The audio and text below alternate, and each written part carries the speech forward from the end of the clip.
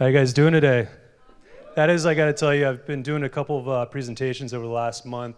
That's the most energetic I've actually seen a crowd, especially when we're talking about a fun topic like client acquisition and spreadsheets. So hold on to your seats because this is going to blow your mind. So my name is Brandon. Thank you for the great introduction.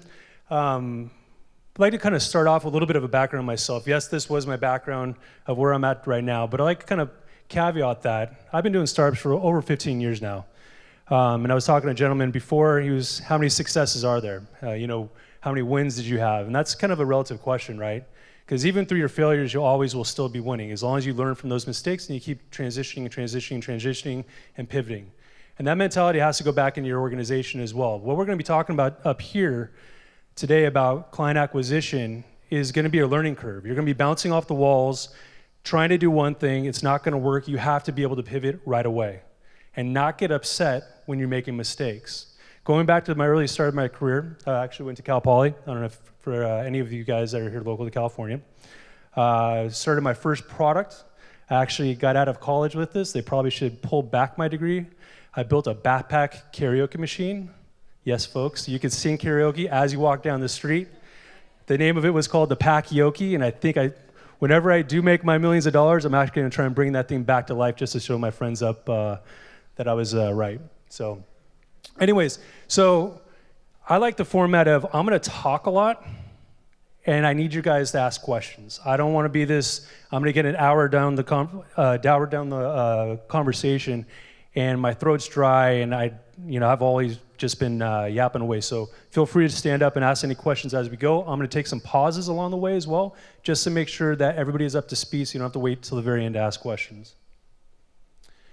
So, and I apologize in advance for the tininess of this presentation. I did this purposefully because we're going to be handing this out to you guys so you guys can have a copy of it for yourself. So I'm going to stand over here so I can see this up. So one of the couple of assumptions that I made is that you guys know your market size and what you're going after. And if you don't, you absolutely need to become an expert in this field, because we can't start this conversation unless you are so immersed in that field and that marketplace that you understand it frontwards and backwards better than anybody else. One of the other topics that I like to go into, and again, one of the discussions I was having earlier before I stood up here, is client acquisition is a small function of your organization. It is so dependent on other aspects of your organization, mainly product strategy. What are you doing that's making a difference? How are you going to be identifying with those target segments and that marketing segment, and how are you going to be diversifying yourself outside of your competition? Now, I'm a big proponent of not looking at the competition and trying to figure out where to take the product. You should look at the competition to get a lay of the landscape. But the reason why you guys are all here right now, and correct me if I'm wrong, is because you guys are innovators. You guys are seeing things a little bit differently, and you guys are seeing an opportunity and a gap in the marketplace, and that's what you guys need to capitalize on. That's where your product strategy comes in. Product strategy is taking that product and identifying the marketplace and that consumer base, whether you're an enterprise or a consumer, right? You have to be able to focus in on that. So what we're going to try and go over today is how do we create a repeatable framework, really focus in on, and this is a little bit of, again, going into my background. I actually have about 5 years in finance, working at Merrill Lynch, is really drive on metrics. One of the hardest thing I think for entrepreneurs to do is because you are so passionate about what you're doing and changing the world or changing whatever. That's the reason why we're here and we're not working for IBM or Hewlett-Packard, right? The problem with that passion is it can blind you. And what you really need to do is kind of pull yourself away, not get emotional, and look at the metrics and key attributes that you can actually define and keep your emotions out of it and make business decisions solely around the metrics. And through all this, you have to have an amendable roadmap.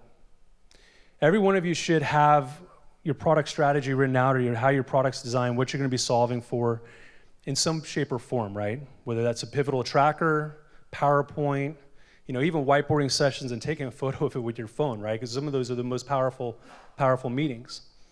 But you have to be able to, based on the metrics that you're classifying of what is successful and what is not, be able to make changes and iterate super fast. None of this, and this is where I get into Whatever I say today is not gospel. This is just my point of view. Again, this is coming from my experiences of making mistakes.